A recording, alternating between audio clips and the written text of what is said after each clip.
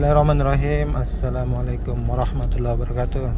Alhamdulillah, berjumpa lagi kita pada pagi hari ini, teman-teman. Semoga teman-teman semua dalam keadaan sehat walafiat ya, terlebih di bulan Ramadan ini ya, semoga amal-amal puasanya dan ibadah lainnya dilancarkan, diberkahi kehidupannya, amin. Ya teman-teman, kembali kita bahas lagi lanjutan dari video sebelumnya. Yang video sebelumnya itu judulnya beberapa tips tentang beberapa tips penting dalam budidaya walet. Nah, di situ kita ada bahas tentang 3 poin. Salah satunya poin pertama tentang penentuan lokasi, kemudian bangunannya atau suaranya, kemudian penanganan hamanya. Itu yang kita bahas kemarin. Kemudian pada video kali ini kita akan bahas di poin satunya. Coba kita lebih masuk ke dalam lagi di poin satunya. Poin satunya itu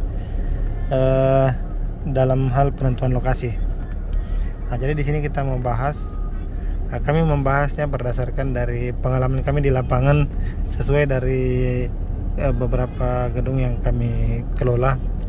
Kebetulan kami ada mengelola lebih dari 50 rumah walet. Nah, itu yang kami ambil sebagai pengalaman dari situ. Jadi adapun misalnya nanti berbeda dengan keadaan di tempat teman-teman di daerah lain, mungkin itu bisa saja terjadi. Karena kami mengambilnya berdasarkan dari pengalaman gedung-gedung yang kami kelola. Jadi satu hal memang yang kami dapati bahwa di lokasi yang cenderung disukai oleh walet itu kebanyakannya dia di daerah dataran yang luas datarannya itu, dan didominasi oleh perairan. Seperti contohnya misalnya rawa atau sawah, itu kebanyakan dia suka. Atau misalnya seperti tambak, daerah tambak itu dia suka juga. Kebanyakan yang berhasil daerah-daerah seperti itu, daerah tambak, kemudian daerah yang banyak rawanya atau luas sawahnya, itu kebanyakan disukai oleh walet. Jadi ini memang hal penting dalam penentuan, karena penentuan lokasi itu adalah titik penentuan pertamanya. Jadi di situ nanti yang menentukan.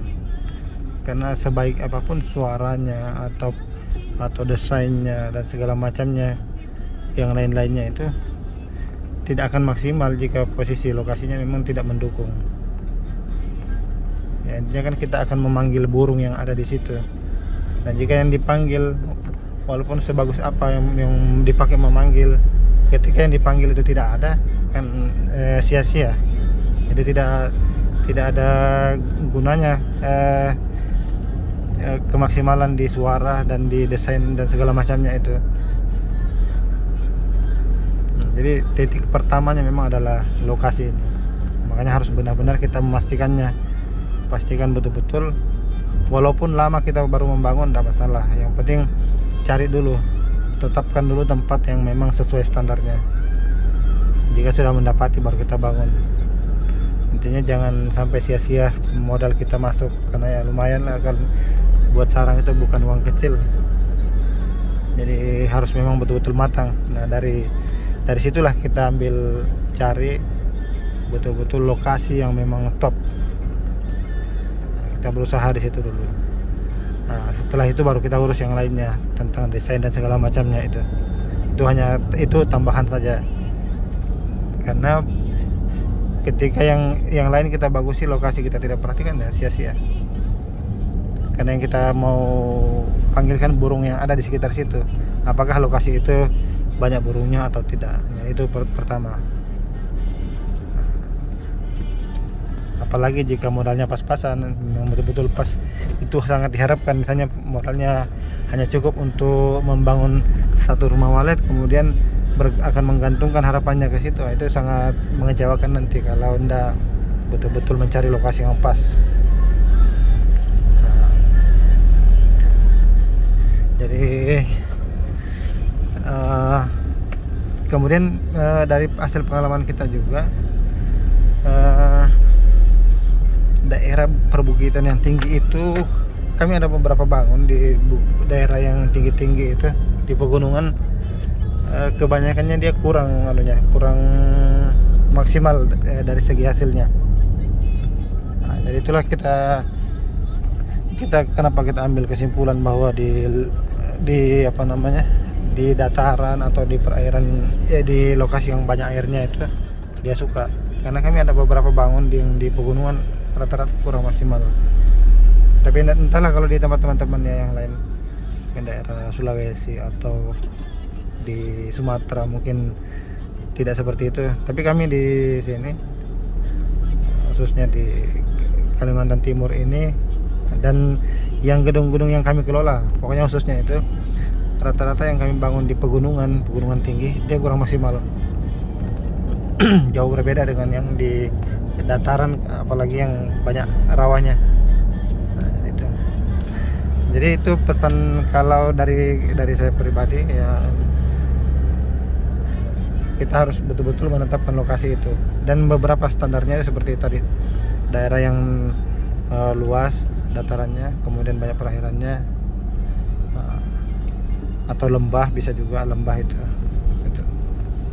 Nah, kemudian kita cek lokasi, gunakan speaker kita cek apakah populasi di sekitar itu memang menunjang sesuai dengan lokasinya. Misalnya dataran luas, kemudian kita cek burungnya ada, ya silahkan lanjutkan.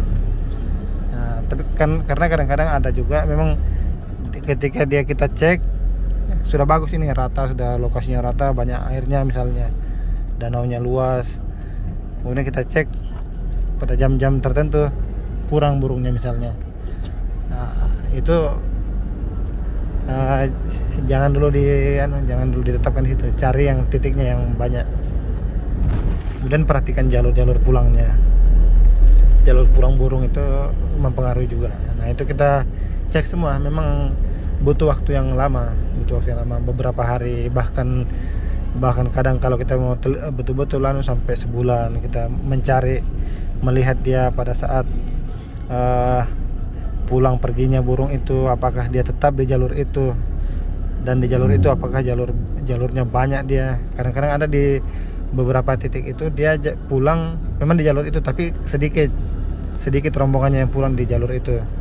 Kita cari yang benar-benar dia pulang di jalur itu, yang dia rame kalau pulang di jalur itu, dan tetap dia tidak pindah-pindah. Makanya kita harus perhatikan juga. Kadang-kadang kan dia yang mempengaruhi dia pindah-pindah itu di sekitarnya itu, di beberapa area ke depannya atau ke belakangnya itu ada aktivitas pekerjaan yang berpotensi merusak tempat pakannya. Itu kadang-kadang salah satu yang menyebabkan jalurnya berubah. Nah, jadi itu semua memang harus diperhatikan memang sampai ke situ. Kalau memang kita ingin memaksimalkan di di dalam budidaya ini. Oke teman-teman, mungkin untuk pembahasan ini cukup sampai di sini. Ya, semoga apa yang kami sampaikan semoga bisa ada yang bermanfaat buat teman-teman semua, terutama yang akan membangun yang baru akan membangun rumah walet. Semoga petani walet semua sukses. Assalamualaikum warahmatullahi wabarakatuh.